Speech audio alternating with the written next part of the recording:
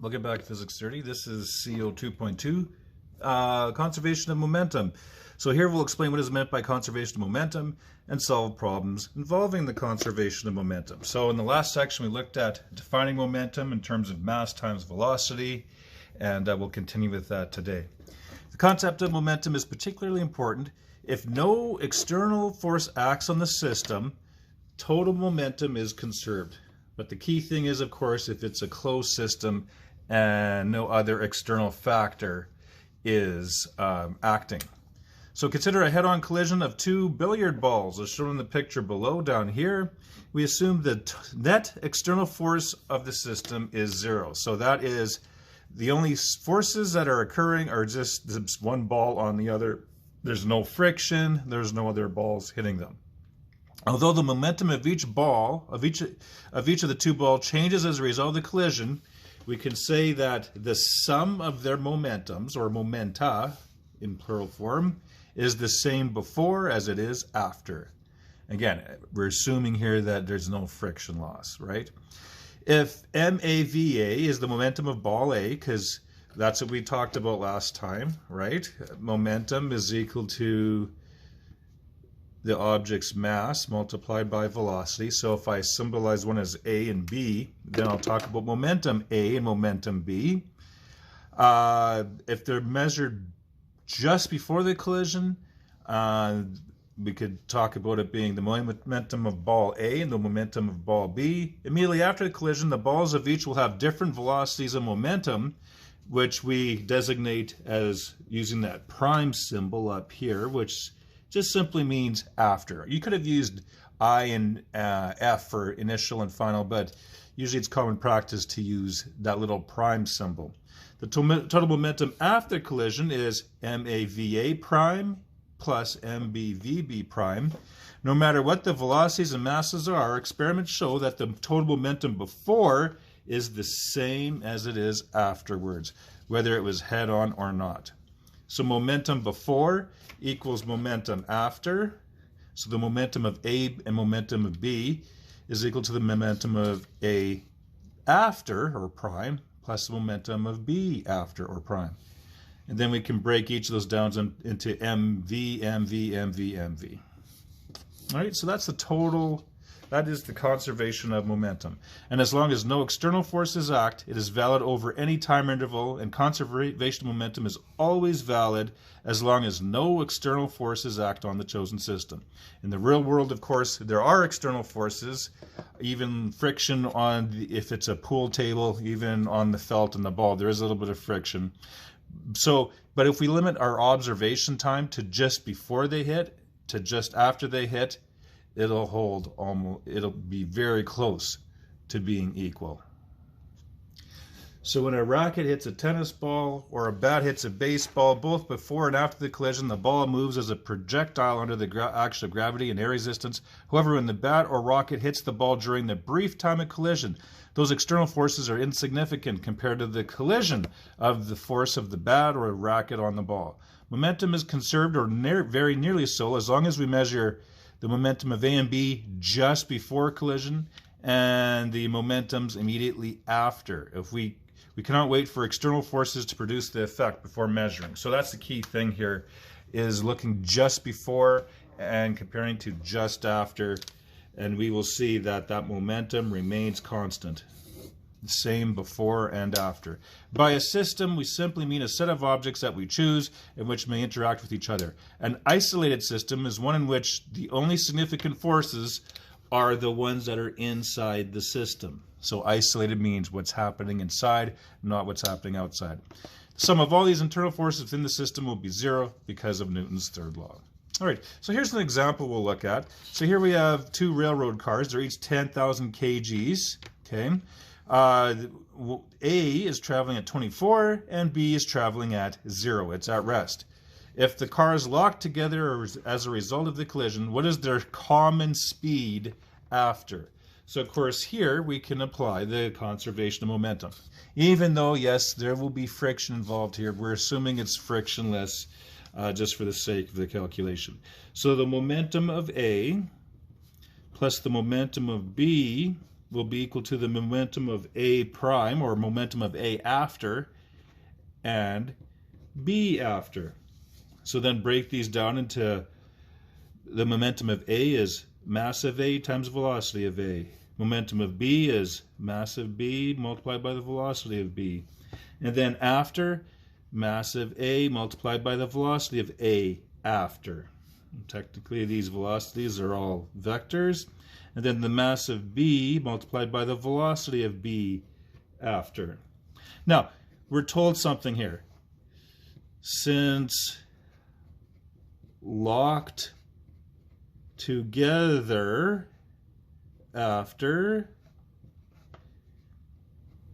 velocities will be equal. So we could just call it V if we want. Just call it V prime, since they're both going to be identical. So we could do that. So here I'm just going to rewrite that. MAVA, MBVB.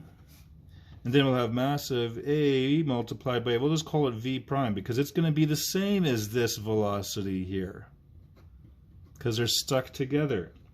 Then we can substitute everything in. So each of these carts is 1,000. A was moving at 24.0. B is also 10,000. And it wasn't moving. Then we'll have 10,000 multiplied by V prime, and 10,000 multiplied by V prime. And of course we know here these are like terms. 10,000 V plus 10,000 V is 20,000 V. It's just like taking 10x plus 10x gives us 20x. Over here, this part's going to give us 0. And then we're going to have 24 multiplied by 10,000. That's 240,000. And then to solve for V1, or sorry, for V, let me just, I kind of mixed it up there. It should be just simply V prime, no V1 there. So to avoid confusion here, let's just get rid of that. All right, so V prime divided by 20 thou, divided by 20 thou, and V prime is equal to 12 meters per second. So half the speed there when you have double the mass combining there. Right? So that's how you handle the conservation of momentum in a problem in which we know you have an isolated system, and we have the two momentums before and after, and then comparing them. All right, the law of conservation of momentum is particularly useful when dealing with fairly simple systems such as colliding objects, like we did with the train, the train cars, also with something that we've referred to as explosions. So for example, rocket propulsion is a form of explosion. Shooting a gun down here is a form of an explosion. For example, so if I look at here, so with all of these explosions, the total momentum will be 0 because something is just sitting there and then something happens, whether firing gas in one direction and the rocket moving in the other. Or a gun, total momentum is 0, firing a bullet in one direction, gun going backwards. Or even throwing something. If you're standing with an object, I think in the assignment you'll be doing, you have a person throwing a book off of a boat. The momentum is 0, but then we have canceling momentums in opposite directions. So let's take a look at that. For example, rocket propulsion can be understood on the basis of action and reaction. It can also be explained in terms of conservation of momentum. We can consider the rocket plus its fuel as an isolated system. For it's far out in space, there's no external forces of a planet or anything like that. In the reference frame of the rocket, before any fuel is ejected, the total momentum is 0. It's just sitting there. When the fuel burns, the total momentum remains unchanged. But the backward momentum of the expelled gases is just balanced by the forward momentum gained by the rocket itself. Thus, a rocket can accelerate in empty space. There's no need for the expelled gases to push against the Earth. Because remember, rocket pushes gases backwards, gases pushes rocket forwards. Newton's third law. Equal forces on opposite objects. Similarly, examples of nearly isolated systems where momentum is conserved are the recoil of a gun when a bullet is fired and the movement of a rowboat just after a package is thrown from it. And that's the one you'll have in your example. So let's take a look at this. What would the recoil velocity of a 5 kg rifle be if it shoots a .020 kg bullet at a speed of 620 meters per second? So again, masses are in kgs. That's why it seems kind of awkward dealing with a bullet being .020 kgs. But that 20 grams has to be converted into kilograms. So again, momentum before is going to be equal to momentum after. And of course, momentum before is 0, so the momentum after is 0. But we still have things happening. Even though the sums are 0, we have individual momentums in opposite directions. So MAVA plus MBVB equals, oops, correct that, MAVA prime plus MBVB prime.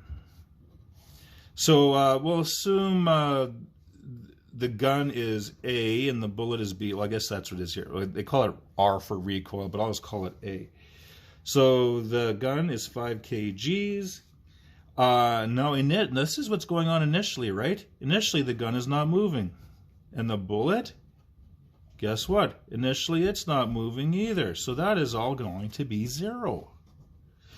The gun after, though, is going to have a certain velocity. And the bullet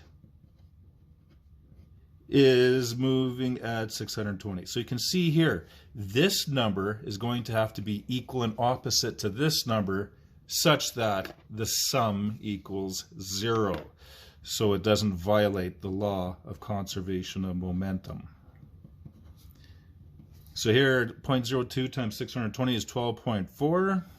Oops, not sure what happened there. Not equals, but plus. Then, of course, subtract 12.4. Subtract 12.4, because we want to isolate this term here. So you can see we're going to get a negative here, which is what we should get. Divided by 5, divided by 5, V prime A is going to be negative 2.48 meters per second. And I think I'll round off to 2 sig figs here. So VA is equal to negative 2.5 meters per second. So to ensure that the law of conservation momentum happens, if the total momentum must be 0. Therefore, if the bullet has momentum in one direction, it must be balanced by the momentum of the gun in the opposite direction. All right, so there you have it. You should be able to do the assignment now, and then check for the answer key to make sure you're doing it right. We'll see you again.